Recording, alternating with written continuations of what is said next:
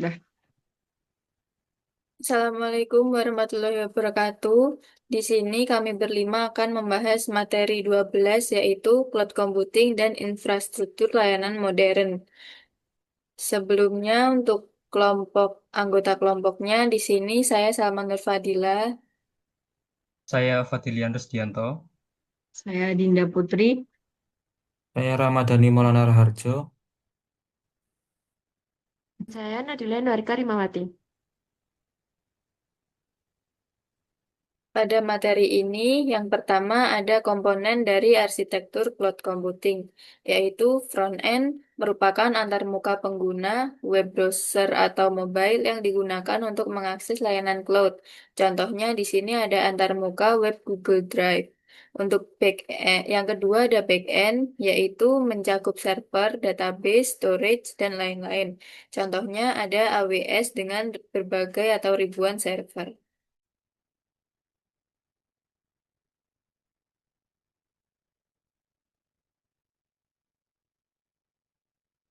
Untuk selanjutnya ada deployment models. Di sini ada private cloud, yaitu layanan privat.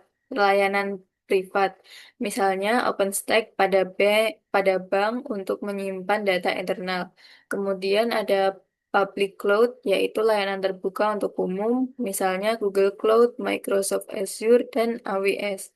Kemudian hybrid cloud ada layanan gabungan public dan private, biasanya digunakan pada perusahaan yang menyimpan hal sensitif secara private dan sisanya diatur ke publik. Kemudian community cloud ini digunakan oleh beberapa organisasi, misalnya untuk universitas. Nah, di sini ada service model, ada tiga, yaitu yang pertama infrastruktur as a service. Ini merupakan penyediaan infrastruktur virtual seperti server, jaringan, dan storage. Misalnya AWS EC2 untuk web hosting. Untuk yang kedua, platform as a service, yaitu platform untuk membangun dan menjalankan aplikasi. Contohnya Azure App Service untuk menjalankan aplikasi web berbasis .NET tanpa urus infrastruktur. Kemudian software as a service yaitu aplikasi jadi yang siap pakai misalnya Google Workspace.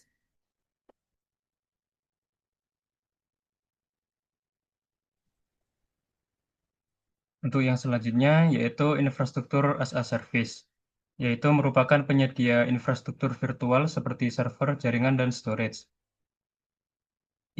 Infrastruktur as a service ini berfungsi untuk menggantikan fisik server dengan virtual machine. Mu- eh, eh, eh. Durung din. Ulang ya. Nah, selanjutnya ada infrastruktur as a service, yaitu merupakan penyediaan infrastruktur virtual seperti server, jaringan, dan storage. Fungsinya yaitu menggantikan fisik server dengan virtual machine, memungkinkan scaling infrastruktur secara dinamis. Contoh layanannya ada AWS EC2 dan juga Google Compute Engine. Lanjut.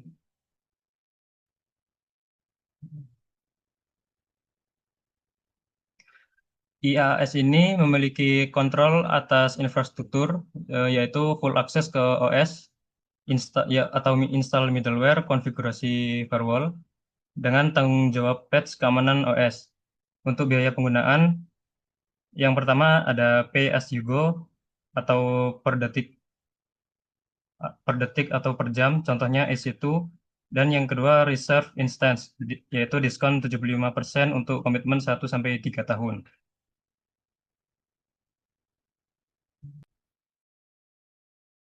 Yang selanjutnya yaitu platform as a service atau PaaS.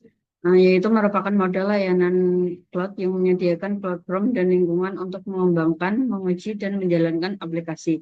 Nah, tujuannya sendiri yaitu memudahkan developer agar bisa fokus pada pengembangan tanpa repot mengelola infrastruktur. Platform ini contoh layanannya adalah Heroku, yaitu platform cloud yang mudah digunakan untuk deploy aplikasi web Dan yang kedua adalah Azure Aplikasi Service, yaitu layanan dari Microsoft untuk hosting aplikasi web berbasis Net, Java, Node.js, dan lain-lain. Nah, platform as a service ini fokus pada pengembangan aplikasi yang menyederhanakan manajemen back-end seperti OS, database, dan runtime, yang sehingga developer hanya fokus menulis kode dan melakukan testing. Dan juga dukungan untuk development otomatis, yaitu mendukung CI dan CD pipeline, artinya setiap perubahan kode bisa langsung dideploy secara otomatis tanpa konfigurasi manual. Baik, selanjutnya saya menjelaskan mengenai software as a service. Definisinya yaitu layanan cloud yang memungkinkan pengguna mengakses perangkat lunak melalui internet tanpa perlu instalasi lokal. Kemudian karakteristik utamanya yaitu yang pertama diakses melalui browser dan tidak memerlukan instalasi atau setup teknis dari pengguna. Yang kedua dapat digunakan dari berbagai perangkat, contohnya PC, tablet, dan smartphone. Kemudian yang ketiga bisa diakses dari mana saja selama ada internet. Dan terakhir, update dan perbaikan dilakukan otomatis oleh penyedia. Next. Kemudian ada contoh layanannya. Yang pertama ada Google Workspace. Itu menyediakan layanan seperti Gmail, Google Drive, Google Docs, Google Meet, dan sebagainya yang dapat diakses via browser. Kemudian yang kedua ada Microsoft 365 menyediakan Word, Excel, PowerPoint, Outlook versi online yang bisa digunakan tanpa install software di komputer. Selanjutnya ada kelebihannya. Yang pertama itu tidak perlu instalasi. Semua tools tersedia secara online, cukup dengan membuka browser dan login ke akun layanan tersebut. Ini membuat SAS sangat fleksibel dan cepat untuk digunakan. Kemudian yang kedua ada akses via internet, dan update otomatis. Semua pembaruan sistem, perbaikan bug, dan penambahan fitur dilakukan secara otomatis oleh penyedia layanan tanpa perlu campur dengan pengguna.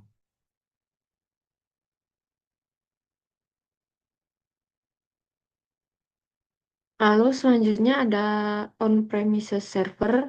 Definisinya sendiri merupakan model di mana infrastruktur server dan semua sumber daya komputasi terkait dimiliki, dikelola, dan ditempatkan secara fisik di dalam lokasi atau fasilitas organisasi itu sendiri.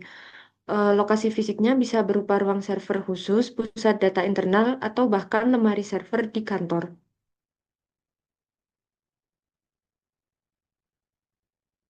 Untuk karakteristiknya sendiri, kontrol penuh oleh pengguna. Pengguna memiliki kendali penuh atas hardware, software, keamanan, dan konfigurasi. Yang kedua, ideal untuk organisasi dengan kebijakan ketat seperti perbankan atau pemerintah. Yang kedua, ada biaya awal tinggi. Yang pertama, membutuhkan investasi besar untuk pembelian hardware, lisensi software, dan pemeliharaan. Lalu, biaya operasional termasuk listrik, pendingin, dan tenaga ahli. Untuk karakteristik yang selanjutnya, cocok untuk data sensitif. Data tidak dikirimkan ke pihak ketiga untuk mengurangi resiko kebocoran. Lalu, memenuhi regulasi ketat seperti GDPR atau HIPAA. Lalu selanjutnya, skalabilitas terbatas. Untuk menambah kapasitas perlu membeli hardware baru. Lalu tidak fleksibel seperti cloud yang bisa scale up atau down sesuai kebutuhan.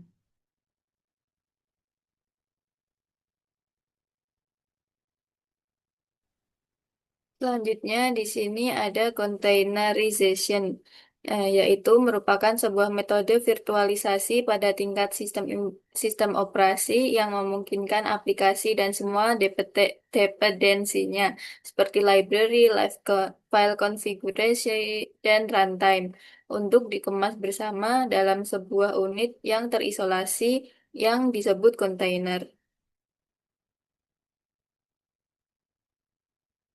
Di sini ada teknologi yang digunakan yaitu Docker. Docker ini merupakan platform containerization yang populer untuk membangun, mengirim, dan menjalankan aplikasi dalam kontainer.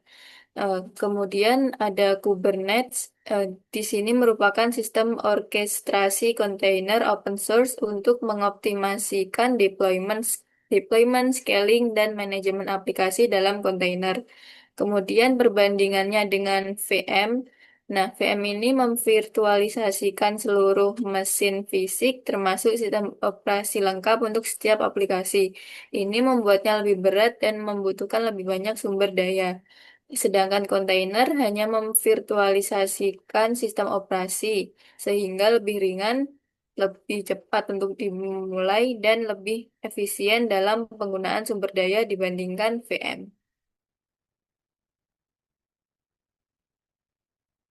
Untuk manfaatnya sendiri, yang pertama, probabilitas aplikasi dalam kontainer dapat berjalan secara konsisten di berbagai lingkungan, yaitu laptop developer, server on-premises, cloud tanpa perubahan.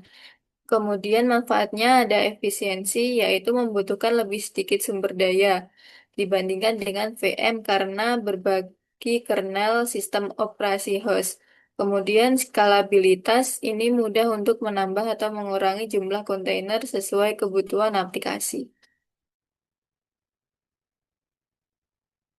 Nah, containerization ini cocok untuk microservices, arsitektur di mana aplikasi ini dipecah menjadi layanan-layanan kecil yang independen. Masing-masing dapat dijalankan dalam kontainer terpisah. Kemudian juga cocok untuk continuous integration atau continuous deployment.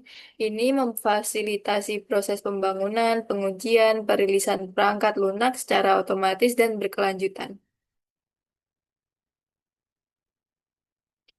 Nah, dari materi ini dapat diambil kesimpulan, cloud computing menyediakan berbagai model layanan dan deployment yang fleksibel dan scalable, seperti IaaS, PaaS, dan SaaS. Sementara on-premises cocok untuk data sensitif karena memberikan kontrol penuh, namun dengan biaya tinggi dan skalabilitas yang terbatas. Containerization ini hadir sebagai solusi modern yang efisien dan portable untuk deployment aplikasi, ideal untuk microservice dan CI atau CD, serta solusi tergantung pada kebutuhan organisasi terhadap kontrol, biaya, dan kemudahan pengelolaan. Sekian dari kami berlima atas pembahasan pada materi 12. Apabila ada kurang lebihnya, mohon maaf. Wassalamualaikum warahmatullahi wabarakatuh.